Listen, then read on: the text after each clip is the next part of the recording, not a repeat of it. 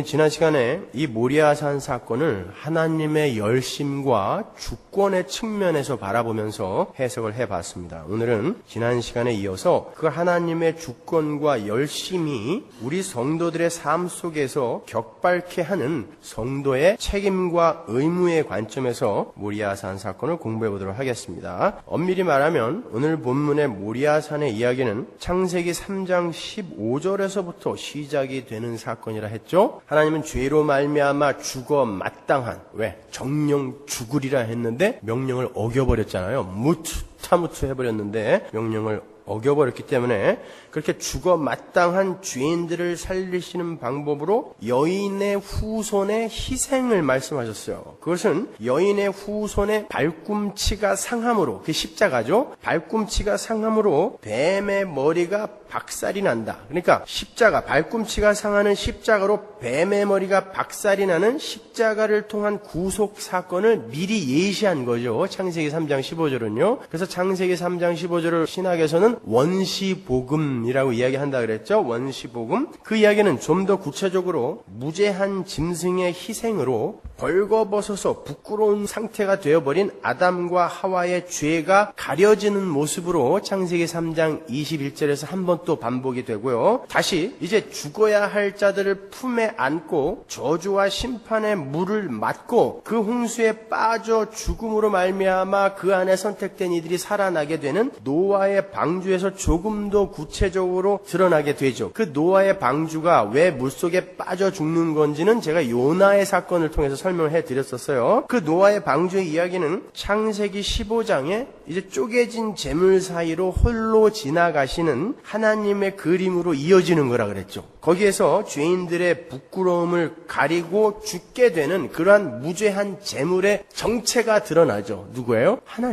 하나님이 홀로 쪼갠 재물 사이로 지나가셨으니까 하나님은 당신 자신의 희생, 십자가로 말미암아 당신 백성들의 부끄러움을 가려 새 창조를 이루실 것임을 예시하신 거예요. 쭉 연결이 되세요. 그런데 인간들은 끊임없이 자신들의 노력과 열심과 자격을 하나님 앞에 내어놓죠. 제시한단 말입니다. 그것이 아브라함의 이야기에서 롯과 엘리에셀과 이스마엘로 나타나는 거예요. 하나님은 그 모든 것들을 기각시키고 부정해버리시죠. 그리고 그 하나님의 자손들의 탄생은 오로지 당신의 쪼개짐, 다른 말로 할례 받으심에 의해서만 말미암게 된다라는 것을 17장에서 할례 명령을 통하여 보여주신단 말이죠. 이스마엘을 내어놓은 아브라함에게 13년 만에 나타나셔서 아니야, 할례로만 약속의 자손은 탄생되는 거야 라고 가르치신단 말입니다. 그렇게 창세기 17장의 그 할례의 이야기가 이제 구체적인 그림으로 그려진 곳이 바로 오늘 본문이에요. 죽어야 할 죄인들이 하나님의 백성으로 살아나게 되는 것은 하나님이 창세전에 준비하신 어린 양으로 오셔서 여호와 이레, 오늘 본문의 그 장면을 이렇게 떠올려 보세요. 창세전에 준비하신 어린 양으로 예수가 오셔서 십자가를 지고 죽으시는 그 예수의 공로에 의해서만 가능한 것임을 보여주는 게 오늘 본문의 모리아산 사건인 것입니다. 죽어야 할 이삭이 하나님이 준비한 어린 양 때문에 살아난단 말입니다. 근데 그 어린 양은 예수가 앞으로 그렇게 오실 것을 상징하는 거였단 말이에요. 그 전체 십자가를 통한 구속의 이야기가 오늘 본문에 이렇게 그림으로 그려져 있는 거란 말입니다. 그런데 중요한 건 그렇게 하나님의 주권과 열심에 의해서 부르심을 입은 이들은 모리아산에서 자기보다 더 소중한 백세에 난 아들을 하나님께 아낌없이 드린 아브라함처럼 그들의 신앙 여정을 통해서 자신의 가장 소중한 것을, 그 말은 다른 말로 나 자신을 하나님께 바치는 예배자로 성숙되어져 가게 된다는 거예요. 그래서 그 십자가를 지고 죽어야 하는 어린 양의 모습과 함께 자기의 가장 소중한 것을 하나님께 드리는 아브라함의 모습이 이렇게 그림이 중첩되어 거기에 나타나 있는 것입니다. 다른 말로 성도는 필연적으로 하나님 아버지의 말씀에 죽기까지 순종하신 예수 그리스도의 그 장성한 분량으로, 바로 그 모습으로 성숙되어지고 자라나야 된다라는 거예요. 필연적으로, 치명적으로 말이죠. 하나님의 주권과 열심은 반드시 성도의 책임 완수와 의무 수행을 격발해내는 거예요. 그건 따로따로 갈 수가 없어요. 동전이 항상 양면이 같이 존재하는 것처럼. 동전을 한 면만 갖고 갈 수 있나요? 제가 25전짜리를 여러분한테 드리는데 여러분 앞면만 갖고 갈 수 있으세요? 아무리 얇게 잘라도 양면보다 동전은 양면이 있죠. 마찬가지로 하나님의 그 복음 안에는 하나님의 블레싱의 측면과 복과 하나님의 디맨드, 요구, 책임과 의무를 우리에게 요구하는 그 요구가 공존한단 말입니다. 사도행전 2장 36절 보세요. 그런즉 이스라엘 온 집이 정령할지니 너희가 십자가에 못 박은 이 예수를 하나님이 주와 그리스도가 되게 하셨느니라 하니라. 잘 보세요. 베드로는 하나님께서 예수 그리스도를 십자가에서 쪼개신 것은 그분을 우리의 주와 그리스도로 삼으시기 위함이었다고 분명히 밝히고 있어요. 예수님은 우리의 구세주죠. 구원자예요. 그것을 헬라어로 하면 그리스도, 히브리어로 하면 메시아입니다. 그런데 우리는 그 예수님을 그리스도로, 메시아로는 인정하는데 주로, 주인이라고는 인정하지 않는 것 같다 이 말입니다. 그분은 분명 주와 그리스도라고요. 그래서 그 둘 중에 하나를 부인하는 것은 반쪽짜리 복음이라고 하고 그것은 복음이 아니다라고 신학자들이 이야기하는 것입니다. 예수님은 우리의 주와 그리스도예요. 그 말은 우리를 구원하신 그리스도 예수는 우리의 주인이 되셔서 우리의 삶에 구체적으로 개입하여 우리를 그분의 종으로 완성시켜낸다고요. 십자가의 공로로 하나님의 백성으로 회복이 된 우리 성도는 이제 주인 되신 예수님께 오롯이 항복하고 복종하여 자신을 드리는 삶을 살아내야 되는 거예요. 이렇게 복음에는 복과 책임과 의무, demand, blessing과 demand가 공존하는 거예요. 그런데 오늘날의 교회는 바로 그 절반을 잃어버린 것입니다. 그래서 교회가 오히려 세상 사람들의 기도 제목이 되어버렸어요. 야, 거기 또 싸움되더라. 기도해주자 우리. 여러분, 이 남가주에서만 목사와 장로 간 혹은 전임 사역자와 후임 사역자 간의 소송이 일어난 교회가 40개가 넘는데요. 남가주에서만. 그러니까 세상 재판소에서 교회가 지금 재판을 받고 있어요. 매주 40개 이상의 소송건이 있다는 거예요, 지금요. 얼마나 부끄러운 일입니까? 누가복음 17장 7절 보세요. 너희 중에 뉘게 밭을 갈거나 양을 치거나 하는 종이 있어 밭에서 돌아오면 저더러 곧 와 앉아서 먹으러 할 자가 있느냐? 도리어 저더러 내 먹을 것을 예비하고 띠를 띠고 나의 먹고 마시는 동안에 수종 들고 너는 그 후에 먹고 마시라 하지 않겠느냐? 명한 대로 하였다고 종에게 살해하겠느냐? 이와 같이 너희도 명령받은 것을 다 행한 후에 이르기를 우리는 무익한 종이라 우리의 하여야 할 일을 한 것뿐이라 할지니라. 이게 바로 예수님을 주인으로 모시는 종으로서의 성도의 자세라는 거예요. 하루 종일 양을 치고 밭을 갈고 집에 돌아오자마자 주인의 식사를 준비하고 주인이 식사하실 동안 띠를 띠고 수종을 들어요. 그 후에 밥 한 술 떠먹고 나서도 살해를 요구할 수 없는 게 바로 종된 성도의 신분이라는 것입니다. 여러분, 고대 시대의 주종 관계는 생사 여타를 지고 있었던 거예요. 주인이 죽어 그럼 죽어야 돼요. 주인이 산채로 무덤에 묻으면 아무 저항 없이 묻혀야 되는 게 종들이었습니다. 바로 우리가 하나님의 명령에 그렇게 복종해야 된다는 거예요. 너 평생 가난하게 살아. 그러면 그렇게 살아야 돼요. 왜 나만이에요? 라는 이야기를 하면 안 된단 말이다. Why me? 그런 말을 할 수가 없는 거예요. 너 평생 불구자로 살아. 그러면 그렇게 살아야 되는 거예요. 그걸 이 세상에서 그렇게 주인된 어떤 이의 명령에 복종하여 아무런 저항 없이 그렇게 살아내는 것을 보여주는 자들이 성도예요. 그래서 여러분의 삶 속에 그런 사건들이 일어나는 것은 그럼에도 불구하고 하나님 저는 이 일에 순종하렵니다 라는 것을 보여주라는 하나님의 역사인 것입니다. 그렇게 여러분이 그런 사건들을 바라보고 그런 정황들을 바라본다면 그렇게 하나님을 향해서 원망의 삿대질을 안 할 수 있잖아요. 그거 보여주라고 우리 부른 거니까. 그게 믿음 아닙니까, 여러분? 이렇게 우리는 성도들은 하나님의 힘을 빌려서 우리의 계획과 목적을 성취하고 우리의 문제 해결을 하는 것을 신앙생활의 목적으로 삼아서는 안 되는 거예요. 오히려 그게 안 들어졌는데도 불구하고 그러면 하나님이 나에게 이 상황을 그냥 감수하라고 하는 건가 보다라고 순종하며 가는 모습을 보여주는 게 오히려 그게 성도의 삶인 것입니다. 우리 성도의 삶의 주도권은 이제 하나님께로 옮겨진 거예요. 왜? 그분이 주인이니까. 그래서 우리가 그분을 주님이라고 부르는 거예요. 근데 이건 주님이라고 말만 불러놓고 지가 주인이에요. 막 시켜 먹어. 어떨 땐 야단도 쳐 막. 다음 달까지 이거 꼭 만들어 놓으라니까요. 이번 주까지 필요하다 그랬는데 왜 아직 안 만들어 놓은 거예요? 막 이러면서 야단도 친다고. 우리는 종이라니까요, 여러분. 그분이 주인입니다. 주님, 로드십이 나에게서 하나님에게로 트랜스퍼 된 걸 성도라고 하는 거예요. 주인은 그 로드십, 주인이 자기예요. 내가 주인이에요. 그러니까 주인인 나를 하나님이 섬겨줘야 돼요. 하나님은 수단과 방법으로 내 삶에 유익이 되는 존재지 그분이 주인이 아니에요. 그러나 성도는 그 로드십이 하나님께로 트랜스퍼가 돼서 그분이 시키는 대로 살아내야 되는 것입니다. 그걸 감수해내는 걸 성도의 삶이라고 하는 거예요. 그래서 주인이 얘야 나를 위해 네 자식의 심장에 칼을 꽂아라 그러면 꽂는 것입니다. 그게 아브라함의 삶이었고 우리가 바로 그 자리로 가야 되는 거예요. 그럼 우리는 뭐예요? 아무것도 아니라니까요. 하나님 앞에서 그냥 티끌이라는 말입니다. 그거 배우고 가는 거예요. 인본주의에 빠져서 하나님은 무슨 하나님, 내가 왕이야 라는 그 인본주의에 빠져서 하나님을 그렇게 적대시하고 홀대하던 자리에서 빠져나와 하나님 당신이 왕이고 당신이 선악과 먹지 말라 그러면 안 먹는 게 왔다였는데 제가 몰랐습니다. 하나님 당신 말을 이제는 오롯이 순종하겠습니다. 그 자리로 내려가는 거예요.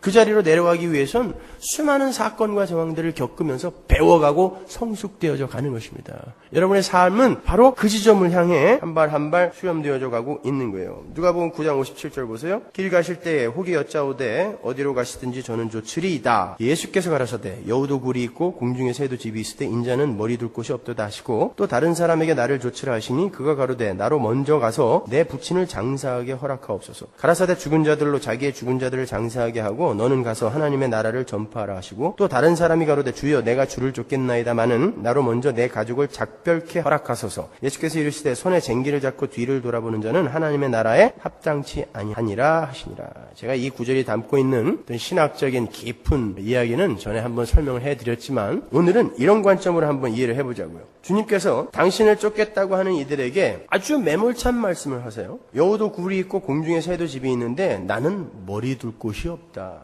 그 말은 당신을 믿고 쫓는 것이 이 세상 것으로 보상이 되지 않을 것이니까 너 잘 생각해서 결정해야 된다라는 말이에요. 너 지금 나에게 엉뚱한 거 바라고 나를 쫓겠다고 하는 모양인데 나는 머리 둘 곳이 없어. 저 공중의 새나 여우보다도 가난하다라는 뜻이에요. 그래도 너 나를 쫓을래? 잘 생각해서 결정해 라고 말씀하시는 거예요. 브라질 리오에 가면 거기 꼬르코바도라는 곳에 1000톤이 넘는 예수상이 있어요. 어마어마하게 커요. 그 예수님 상이 어떤 모양을 하고 있냐면 이런 모양으로 하고 있어요. 손바닥을 쭉 펴고 리오를 축복하는 모양. 브라질 사람들은 그 모습을 보면서 예수께서 우리 리오를 이렇게 축복하시기 때문에 리오는 앞으로 잘 될 거야 라고 이야기를 하는데 제 눈에는 그 모습이 나 돈 없어 이런 모습을 보였어요. 얘들아 너희들 내 앞에 와서 자꾸 이 세상 것으로 너희들의 필요를 채워달라고 하는데 나는 그거 채워주러 온 존재가 아니야. 나는 너희들에게 영생 주러 왔어. 나 돈 없어. 그냥 손을 쭉 펴고 계세요. 봐라 난 아무것도 없다라는 것입니다. 너희들에게 줄 것은 하늘의 것이지 이 땅의 것이 아니다라는 것입니다. 여러분. 우리 요한복음 공부하면서 수차례 반복해서 봤잖아요. 6장부터 계속 나오는 이야기가 그 이야기 아니었습니까 여러분? 주님은 그렇게 당신의 무수유를 알리신 후에 이어서 아버지를 장사하겠다고 아버지가 돌아가셨으니까 장사를 지내야 되잖아요. 장사하고 오겠다는 사람에게 죽은 자는 죽은 자들이 장사하게 하고 너는 가지 말아라 라고 이야기해요. 뿐만 아니라 가족들에게 작별 인사를 하고 오겠다는 사람도 못 가게 하세요. 사랑의 예수님이 어떻게 이렇게 매몰 찾을 수가 있어요? 아버지가 돌아가셨으면 얘야 가서 장사 지내고 와라. 조금 며칠 늦게 가면 어떠니? 내지는 주님 내가 이제 주님을 쫓게 되면 가족을 오래 못 볼 텐데 작별 인사 좀 하고 오게 해주세요. 그럼 얼른 가 라고 말씀하셔야 옳지 않아요? 근데 주님이 못 가게 하세요. 아버지가 돌아가셨을 때 아버지를 장사 지내는 건 인지상정입니다. 주님도 말씀하셨잖아요. 가족들을 돌보지 않는 건 불신자보다 악한 놈이라고. 근데 왜 못 가게 하시는 거예요? 왜 가족들에게 작별 인사도 못하게 하세요? 이 말은 그들이 아무리 옳은 생각을 갖고 있다 할지라도 네가 나를 쫓으려면 이제 나의 종이 되겠다는 뜻인데 네가 나를 쫓기 위해서는 네 생각이 아무리 옳다 하더라도 네 삶의 주도권은 나에게 있다는 걸 보여주는 것입니다. 네가 아무리 옳다 하더라도 내가 하지 마라 하면 하지 말아야 되는 거예요. 그게 종이라는 것을 보여주는 것입니다. 한번 생각해 보세요. 어떤 종이 아침에 일어나서 오늘은 아침에 일찍 밥을 먹고 마당을 쓸고 밭에 나가서 밭을 갈고 논에 물을 대고 집에 돌아와서 거름을 퍼다가 밭에다가 뿌리는 걸로 오늘 일과를 마쳐야지. 다 계획을 세워놨어요. 그래야지 시간과 노동력을 아주 효율적으로 쓸 수 있을 거야. 아주 자기 나름대로 계획을 잘 세웠어요. 그런데 주인이 일어나서 마당 쓸고 있는데 오자마자 얘야 너 가서 밭에다가 거름 좀 주고 와. 이 사람은 지금 자기의 시간과 노동력을 어떻게 하면 효율적으로 잘 쓸까, 자기의 지혜와 꾀를 이용하여 잘 계획을 세워놨단 말이에요. 근데 주인이 너 거름 먼저 주고 와. 그랬을 때 종이, 아니 주인님, 내가 지금 아침에 일어나서 이러저러하게 다 계획을 세웠습니다. 나도 생각이 있는 사람이에요. 지금 요렇게 해야 노동력과 시간을 아주 효율적으로 쓸 수 있는데 왜 나보고 거름을 갖다가 먼저 부으라고 그러세요? 그건 합당하지 않습니다. 라고 이야기할 수 있나요, 종이? 아니에요. 너 거름부터 갖다 붓고 와. 그러면 네. 그러고 빗자루 내려놓고 가야 되는 게 종인 것입니다. 마찬가지예요. 아브라함이 하나님의 명령을 듣고 기가 막혔을 겁니다. 어떻게 자기의 자식의 가슴에다가 칼을 꽂으라고 그래요? 그건 도덕적으로 윤리적으로도 합당치 않고 하나님의 언약의 완성이라는 측면에서도 합당치 않아요. 하나님, 이 아이를 지금 죽이면 당신의 언약이 무산이 됩니다. 그리고 아비 보고 아들을 죽이다니요. 그건 도덕적으로 윤리적으로 옳지 않잖아요. 다시 한번 생각해 보세요. 라고 이야기할 수 있었잖아요. 그게 옳은 생각이니까. 근데 아브라함이 어떻게 했어요? 군말하지 않고 칼을 꽂으려고 하더라는 것입니다, 여러분. 그게 lordship transfer예요. 내 삶의 주도권은 하나님에게 주어진 것입니다. 그래서 하나님이 어떤 상황을 허락하셔도 거기에 만족해야 되는 게 성도의 삶인 거예요. 어떻게 해서든지 그 상황에서 나를 꺼내주세요가 아니라니까요. 하나님이 시키신다면 이대로 가겠습니다. 저에게 맡긴 역할이 끝까지 가난하게 사는 역할이라면 하나님, 그래요, 그렇게 가겠습니다. 저에게 맡긴 역할이 끝까지 질병을 안고 가는 역할이라면 하나님, 그렇게 가겠습니다. 를 보여주는 게 성도인 거예요. 물론 그분은 우리의 아버지니까 우리의 불편함과 우리의 고통스러움을 늘 아뢰야죠. 그렇지만 그럼에도 불구하고 하나님이 침묵하고 계실 때, 아, 이게 나에게 주어진 하나님의 역사구나, 감수하자로 가야 되는 거예요. 끝까지 그냥 왜 나한테만, 그러면 자기만 손해예요. 우울해지고 공격적이 되고 자기를 자꾸 파괴하게 되고 그렇게 된단 말입니다. 목적을 어디에 두고 사느냐, 그것이 참으로 중요한 거예요. 이렇게 하나님의 쪼개짐은 우리에게 하나님 앞에서의 우리 자신의 쪼개짐을 요구해요. 예수 그리스도가 어린 양으로 오셔서 쪼개지는 그 사건을 상징적으로 보여주는 그 모리아 산 위에서 아브라함이 자기 자식을, 아니 자기를 쪼개는 사건이 중첩되어 있단 말입니다. 오버랩되어 있단 말입니다. 왜? 그거는 하나님의 쪼개짐은 반드시 우리의 쪼개짐, 우리의 철저한 항복과 순종을 요구하게 된다는 것을 보여주는 거예요. 이렇게 하나님의 언약의 목적지는 하나님이 주인이 되고 우리가 그 앞에서 온전히 순종하는 종이 되는 것입니다. 그렇게 모리아산에서의 예수님의 쪼개짐은 어떤 목적을 갖고 있어요. 그래서 하나님은 하나님의 백성들의 삶 속에서 계속해서 시험을 하세요. 이 아이가 지금 어느 정도까지 왔나, 계속 시험을 하세요. 아브라함의 삶을 보세요. 시험으로 점철된 삶이죠. 오늘 본문 1절에 보면 하나님께서 아브라함을 시험하셨다라는 어구가 나와요. 거기에서 시험하다라고 번역이 된 히브리어 니사라는 단어는 상대방을 아주 잘못되게 하는 유혹, 템테이션이라는 말이 아니라 알아보다, 테스트, 입증하다, prove라는 뜻이에요. 니사. 그러니까 하나님께서 아브라함을 테스트하는 거예요. 얘가 진짜 성숙되었나? 이렇게 테스트를 하는 거예요. 모리아산에서 하나님은 아브라함이 자신을 부인하고 하나님을 예배하는 자로 성숙되어져 가고 있는지를 끊임없이 시험하셨던 거예요. 그 맨 마지막 시험의 자리가 모리아산의 사건이었던 것입니다. 그렇게 성도의 삶 또한, 우리의 삶 또한 그렇게 하나님의 시험으로, 테스트로 점철이 되는 거예요. 그럼 보세요. 여러분의 삶 속에 여러분이 원하는 것이 이루어지지 않았을 때에 그것을 어떻게 바라보느냐. 아, 하나님이 지금 나에게 이것이 없어도 너는 나로 말미암아, 하나님으로 말미암아 행복할 수 있다는 것을 보여줘 라는 테스트라면, 그래, 한번 여기서 내가 멋지게 합격해야지, 이렇게 본다면 그 자기가 처해진 상황이 그렇게 절망적이지 않을 수 있지 않습니까? 그렇죠? 그것을 어떻게 해서든지 해결해 주는 게 하나님의 목적이 아니라 나를 하나님의 자녀답게 만들어가는 게 하나님의 목적이라는 것을 우리가 분명히 알고 있다면 그게 해결이 안 되어도 괜찮을 수 있어야 되는 것입니다. 그게 성숙한 성도의 삶인 거예요. 이렇게 모리아산에서 아브라함에게 주어진 하나님의 모든 시험은 믿는 이들 모두에게 공히 주어지는 보편적이며 일반적인 시험들인 거예요. 그래서 여러분은 그 시험을 전부 다 통과해야 돼요. 한 사람도 빠짐없이. 왜? 그 시험을 통과 못하면 하나님이 복의 선언을 안 해줘요. 아브라함이 모리아산에서 실패했으면 하나님이 거기서 복의 선언 안 해줍니다. 어떻게 해서든지 합격의 자리까지 끌고 가셔서 거기서 복의 선언을 해준단 말입니다. 그래서 여러분도 반드시 그 자리에 서셔야 돼요. 계속해서 17절을 보시면 그 하나님의 열심에 의해서 하나님의 백성들에게 주어지게 될 복의 내용이 구체적으로 나오는데 뭐예요? 그 복을 요약해서 하나님이 뭐라 그래요? 네 씨가 그 대적의 문을 얻을 것이다 그래요. 무슨 문짝 하나 주는 게 이게 상인가요? 복이에요? 무슨 말일까요 이게? 대적의 문짝은 아닐 거 아니에요. 이 말은 히브리 사람들의 관용구인데요. 그것은 대적과의 싸움에서의 승리를 이야기하는 거야. 그 대적의 성문짝을 뜯어내버리는 거니까. 바로 그게 복이다라고 이야기하는 거예요. 너 참 잘했어. 내가 네 후손들도 너처럼 그렇게 살게 할 거야. 네 씨가 대적의 문짝을 뜯어내버리게 할 것이다. 승리하게 만들 것이다. 라는 그런 뜻이란 말입니다. 그 어구는요. 그대로 이삭의 아내인 리브가의 가족들이 리브가를 축복하는 말에 그대로 등장해요. 볼까요? 창세기 24장 60절. 리브가에게 축복하여 가로되 우리 누이여 너는 천만인의 어미가 될지어다. 네 씨로 그 원수의 성문을 얻게 할지어다. 그렇죠? 여기서 축복의 내용이 원수의 성문을 얻는다로 나오고 있어요. 그 어구는 그대로 신약으로 가서 예수님의 말씀으로 이어지는데 우리에게 적용이 됩니다. 볼까요? 마태복음 16장 18절. 또 내가 내게 이르노니 너는 베드로라. 내가 이 반석 위에 내 교회를 세울 건데 그 교회, 바로 여러분은 어떻게 된다 그래요? 음부의 권세가 이기지 못할 거라 그래요. 여기서 음부의 권세라고 번역이 된 이 단어가 음부의 대문이라는 뜻이에요. 성경책 난하주에 나와 있죠. 그게 음부의 대문, 그 대문을 너희들이 정복하게 될 것이다라는 뜻이란 말입니다.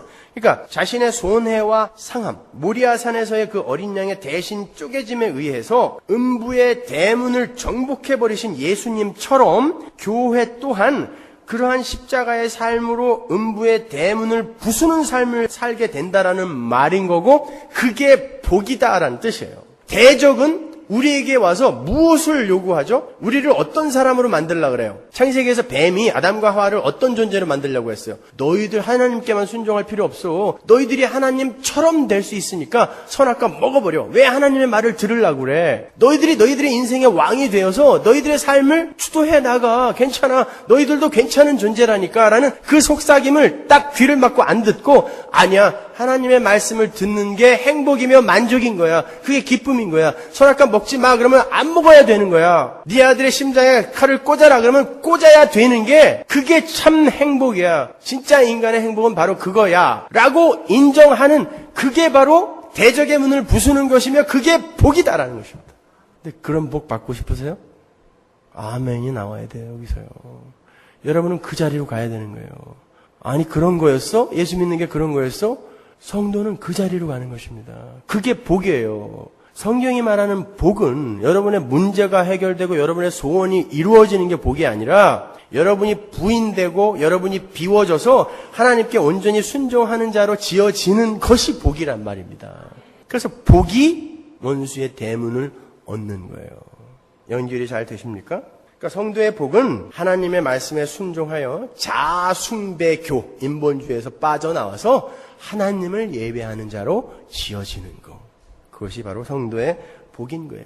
그러니까 우리가 그것이 진짜 복이 되려면 하나님이 어떤 존재인지 잘 알아야 돼요. 잘 배워야 되고 그 하나님 나라가 얼마나 아름다운 곳인지 얼마나 행복한 곳인지를 잘 배우셔야 되는 것입니다. 그래야 복이죠.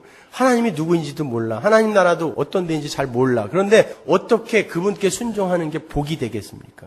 모르니까 복이 안 되는 거예요. 그 양반이 누군데 내가 그 양반한테 순종을 해야 돼? 그러니까 행복하지가 않은 거예요. 그 삶이.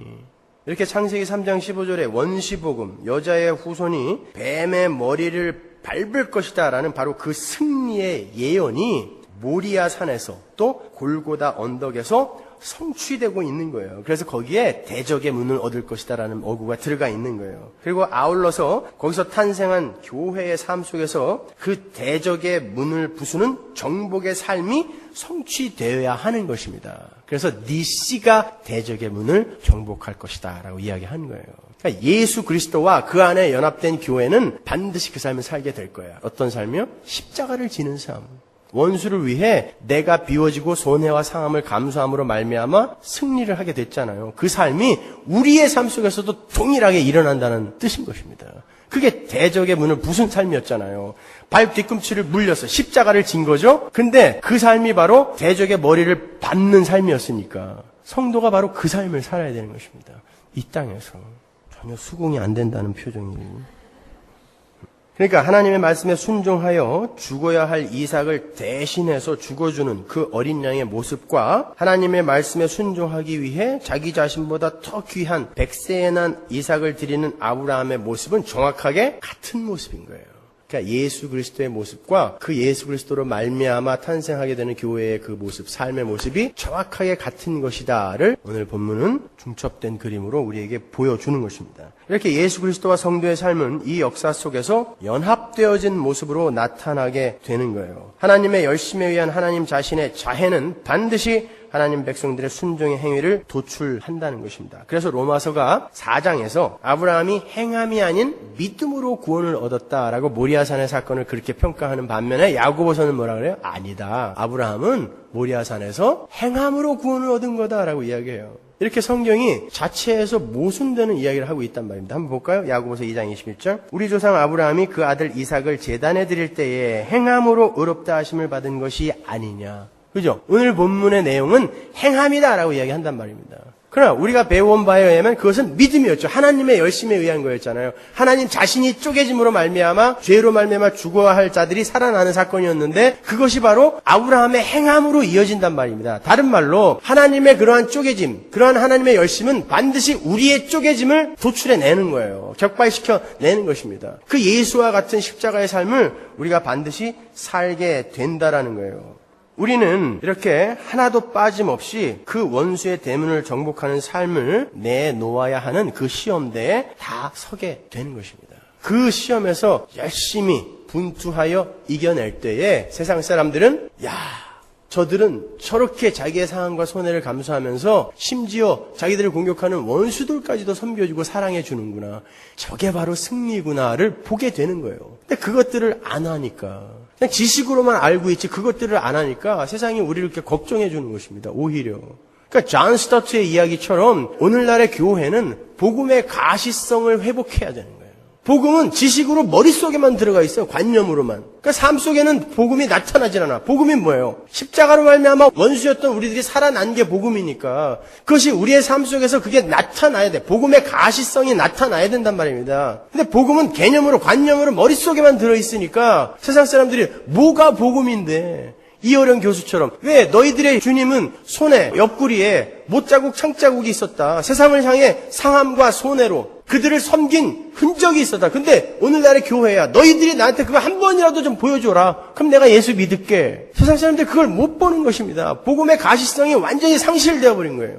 제가 코스타에서 만난 이현무 교수님이라는 분한테 얘기 들은 건데 그분이 안식년 때 저 아랍에 가가지고 이슬람 신학교를 다니셨대요. 독특하신 분이죠. 신학교 교수님인데 이슬람 신학교에 입학을 했어요. 안식년에.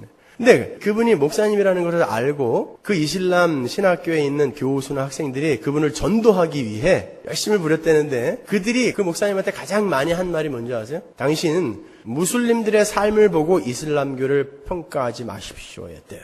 왜? 이슬람교인들의 삶이 형편없으니까 그들은 폭력적이고 어둡고 사기, 도둑질 그런 것을 서슴없이 한대요. 그러니까 이슬람 교인들의 삶을 보고 이슬람교를 평가하지 말라는 것이죠. 그들의 삶처럼 어둡고 추악한 것이 이슬람교가 아니다라는 것을 변명한 거죠. 그때 그 교수님이 그랬대요. 자기들의 삶 속에 나타나지도 않는 종교가 무슨 종교냐? 그게 존재하는 거냐? 자기들의 삶 속에도 있지 않은 종교가 도대체 그럼 그 종교는 어디 있는 거냐는 거예요. 근데 오늘날 우리 기독교인들도 그런 변명을 해야 되게 생겼어요. 우리들의 삶을 보고 기독교를 평가하지 말아라. 내 남편에게 아내에게 나의 삶을 보고 우리 예수님을 평가하지 마라. 그럼 바보 같은 소리를 해야 되는 지경에 이른 것입니다.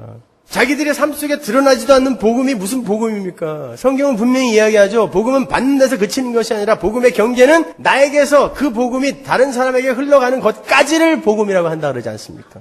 근데 복음의 가시성은 이미 상실되어져 버렸어요. 그러니까 개판으로 막 살아요. 근데 주일날 교회에 하루 와서 경건한 모습 보여주고 일주일치를 퉁치는 거죠. 이런 고급 전문 용어는 잘 알아두셔야 되는데. 여러분, 오늘 본문의 말씀처럼 그 시험을 통과하지 못하면 절대 하나님의 복을 받을 수가 없어요. 그 시험을 통과한 후에 하나님께서 복의 선언을 해준 것을 잊지 마세요. 우리는 반드시 그 시험을 통과해야 돼요. 우리를 완전히 비워내는 삶. 여러분, 아브라함의 삶 속에서 아브라함이 겪은 대표적인 시험을 세 가지로 정리하라면 어떻게 정리하시겠어요? 첫 번째가 뭐였습니까? 이삭을 기다릴 것인가, 이스마엘을 택할 것인가. 두 번째는 이삭을 주셨는데 이스마엘과 이삭을 동시에 갖고 있을 것인가, 아니면 이스마엘을 쫓아내야 되는가. 세 번째, 하나님이 주신 그 이삭을 하나님이 죽여버리라고 하는데 이걸 과연 죽여야 되는가 말아야 되는가. 이 시험이 다 뭐예요? 네 거 완전히 철저하게 비워내라는 것입니다. 이스마엘이 뭡니까? 인간들의 가능성을 전제하는 율법이죠. 옛사람, 자기가 스스로의 인생의 왕이 되어서 스스로 행복과 구원에 도달해 보겠다라고 하는 그런 옛사람의 삶. 그게 이스마엘이잖아요. 이삭은 뭐예요? 하나님이 전적으로 은혜로만 주셔야 나는 행복과 만족에 도달할 수 있다라는 은혜를 꼭 붙드는 삶이 이삭이죠. 예, 우리는 너무나 많이 들었기 때문에 이제 이삭 정도는 붙들 수 있을 것 같아요. 근데 이제 이삭이 나에게 왔을 때, 자, 내가 이제 예수를 믿게 됐는데 내 삶 속에서 하나님만 오로지 의지하여 행복과 기쁨에 도달해야 되는가, 아니면 이 세상의 힘을 동시에 얻어서 내 꾀와 지혜로 얻어서 이 세상의 방법 또한 내가 견지해야 될 것인가. 둘을 꼭 같이 붙들고 싶어요. 하나님은 단호하게 이야기하십니다. 이스마엘을 내쫓아라 라고 하십니다. 인간의 행복은 거기에서 오는 거 아니다라고 내쫓아라 라고 하세요. 좋습니다. 거기까지도 할 수 있을 것 같아요. 그런데 이삭을 죽여라 라는 시험은 어떻게 이해를 해야 될까요? 이삭은 분명히 하나님의 언약의 후손이에요. 약속의 자손입니다. 그런데 그렇게 어렵게 주셔놓고 그것도 죽이라 그래요? 왜 죽이라 그래요? 그걸. 여러분, 우리가 하나님의 자녀로서 하나님의 백성답게 살아내는 여러 가지 분투들이 우리 안에서 발견이 되어질 때 우리는 상당히 뿌듯하죠. 내가 참 자랑스럽습니다.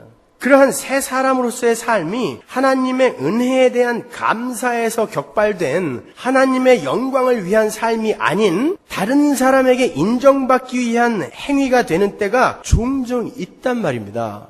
우리는 그토록 연약한 존재예요.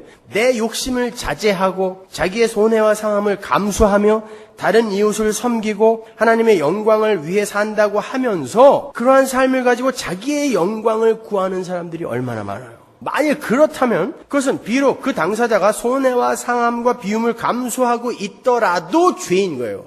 겉으로 나타난 모양은 굉장히 훌륭한 종교인처럼 신앙인처럼 그렇게 살고 있는데 그것이 나를 드러내기 위한 것이고 나를 자랑하기 위한 것이라면 그것 자체가 죄인 것입니다. 그래서 성경 공부를 열심히 한 사람이 그 자기가 갖고 있는 성경 지식으로 말미암아 다른 사람에게 상처를 주게 되는 것입니다.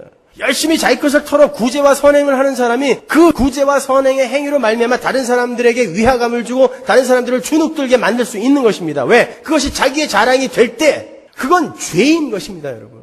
그러한 선행과 신앙적인 열심은 하나님이 나를 이러한 상태에서 이렇게 구원해 주셨으므로 나는 감사해서 그분이 기뻐하시는 삶을 살아야지 해서 격발되어야 된단 말입니다. 그때 그 사람의 삶 속에서는 자랑이 있을 수가 없는 거예요. 너희들 그것까지도 내 앞에 죽여라는 것입니다. 그 삶 또한 너희들의 목적지가 아니다라는 거예요. 너희들이 성경을 열심히 공부하고 예배에 빠지지 않고 헌금을 지나치게 하고 구제와 선행을 열심히 하는 거 좋다. 잘하는 것이다. 그렇지만 그건 하나님이 아니다라는 거예요. 그게 우리의 목적이 되어서는 안 되는 것입니다. 그건 하나님이 아니에요. 하나님이 너무나 감사해서 그러한 행위들이 격발이 되어 나와야 되는 거란 말입니다. 그러니까 그러한 행위조차도 하나님 앞에 완전히 다 쓸어들여버리는 거예요. 그러니까 나는 없어지는 것입니다. 그 상태로, 그 정도로 너희들의 전부를 나에게 달라는 거예요. 요만큼의 자랑도 너희들에게는 있어서는 안 된다라는 것입니다. 그게 신앙생활이에요. 그래서 자꾸 우리는 우리를 부인해 가는 거예요. 자꾸 우리는 십자가를 지는 삶을 살아야 되는 것입니다. 하나님은 분명히 말씀하시죠. 네 아비나 어미나 아들이나 딸까지도 너희들이 나보다 사랑해서는 안 된다라고 얘기합니다. 그런 의미에서 그렇게 말씀하시는 거예요. 나만 바라보라고. 내가 너만 바라보고 있듯이 너는 나만 바라보라는 것입니다.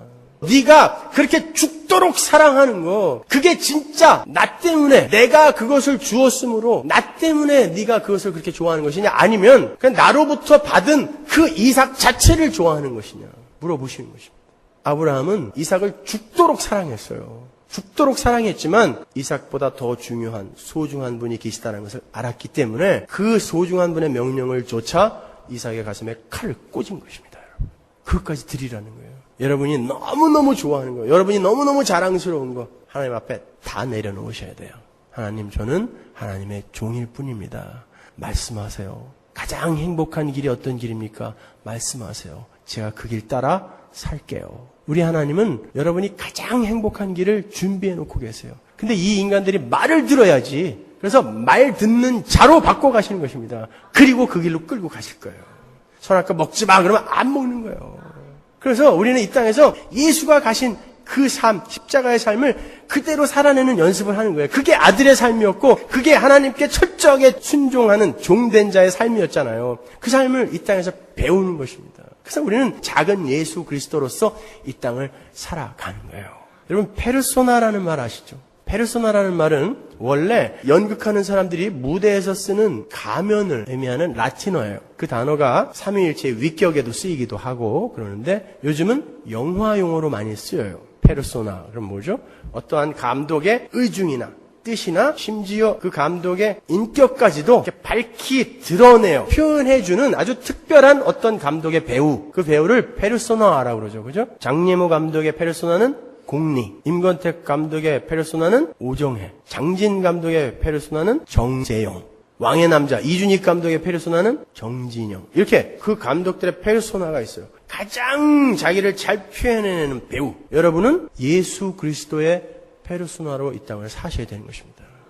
세상 사람들이 여러분을 봤을 때 아니 예수의 삶이 바로 저기 있구나. 예수의 성품이 바로 저기 있구나. 십자가가 바로 저런 거구나. 십자가를 지는 삶이 쪼개지는 원수를 위해 쪼개지는 삶이 바로 저거구나를 사람들이 보고 알아야 되는 거예요. 그게 복음의 가시성의 회복입니다, 여러분. 그렇지 않고 예수는 믿는다고 예배당에 앉아 있는데 나가면은 마귀 새끼처럼 살아버리면 그런 일은 있을 수가 없는 거죠. 나의 유익을 위해 남은 죽든지 말든지 자기 맘대로 사는 거. 그 삶을 우리가 밖에 나가서 그 힘의 원리를 따라 그대로 살고 있다면 그런 코미디가 어디 있습니까? 여러분은 누구의 페르소나예요? 예수님의 페르소나. 나는 예수님의 페르소나예요. 항상 염두에 두시고 그 삶을 잘 사세요.